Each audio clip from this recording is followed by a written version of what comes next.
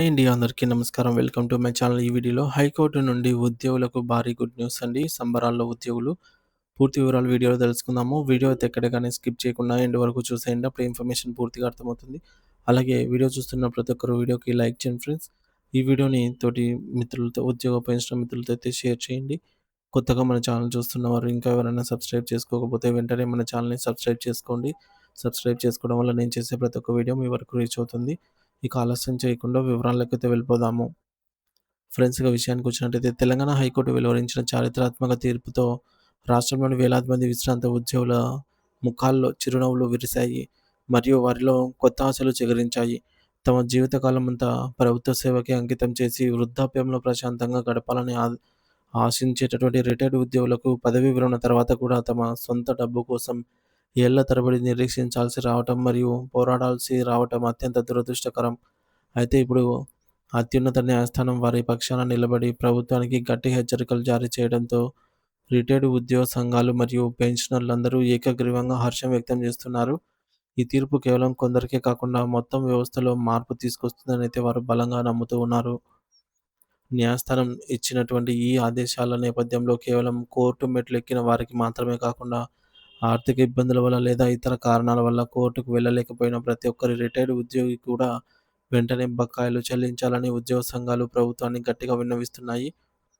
ప్రభుత్వం తన బాధ్యతగా గుర్తించి సుమారు 10,000 కోట్ల రూపాయలను ఏకమొత్తంలో విడుదల చేస్తేనే ఈ సమస్యకు శాశ్వత పరిష్కారం లభిస్తుందని, లేదంటే వాయిదాల పద్ధతిలో చెల్లిస్తే పెన్షనర్ల అవసరాలు తీరవని వారు అభిప్రాయపడుతున్నారు.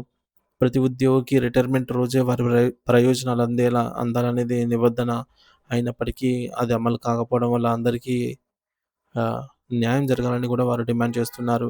ఈ కేసులను విచారించిన హైకోర్టు సోమవారం నాడు అత్యంత కీలకమైన ఆదేశాలను జారీ చేస్తూ ఏప్రిల్ 9వ తేదీలోపు కనీసం 2,600 మంది కంటెంప్ట్ పిటిషనర్లకు వారి రిటైర్మెంట్ బెనిఫిట్స్ మొత్తం ఖచ్చితంగా చెల్లించాలని ఆర్థిక శాఖ ముఖ్య కార్యదర్శి సందీప్ కుమార్ సుల్తానియాను అయితే ఆదేశించింది. సో, న్యాయస్థానం విధించిన ఈ గడువులోపు నిధులు విడుదల కాకపోతే అది నేరుగా కోర్టు ధిక్కరణ కిందికొస్తుందని, అప్పుడు ఉన్నతాధికారులు వ్యక్తిగతంగా జవాబుదారీ కావాల్సి ఉంటుందని, మరియు కఠిన చర్యలు తీసుకోవాల్సి ఉంటుందని కోర్టు స్పష్టం చేసింది. మరి దీనివల్ల ప్రభుత్వ యంత్రాంగంలో కదలిక వచ్చి నిధుల విడుదల ప్రక్రియ అనేది వేగవంతం అవుతుందని అందరూ ఆశిస్తున్నారు.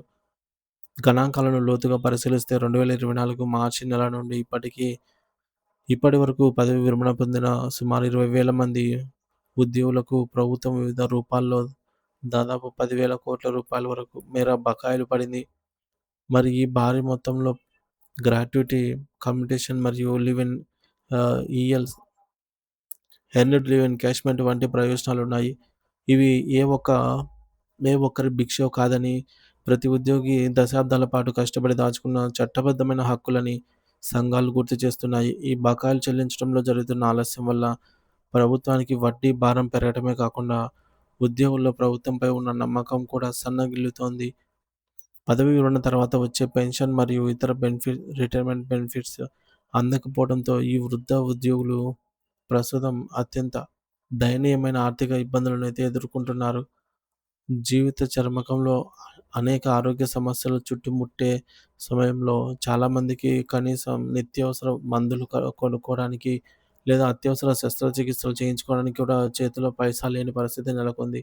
తమ సర్వీస్‌లో ఉండగా పిల్లల చదువుల కోసం లేదా పిల్లల పెళ్ళిళ్ళ కోసం చేసిన అప్పులకు వడ్డీలు కట్టలేక బ్యాంకు నోటీసులతో వారు మానసిక ఒత్తిడికి లోనవుతున్నారు.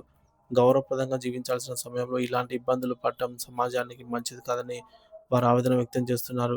అన్నిటికంటే మిన్నగా అత్యంత బాధాకరమైన విషయం ఏమిటంటే, తమ కష్టార్జితమైన రిటైర్మెంట్ బెనిఫిట్స్ కళ్ళారా చూడకుండానే, ఆ సొమ్మును తమ అవసరాలకు వాడుకోకుండానే రాష్ట్ర వ్యాప్తంగా కనీసం 70-80 మంది విశ్రాంత ఉద్యోగులు అనారోగ్యం మరియు ఆర్థిక ఇబ్బందుల వల్ల మరణించారు.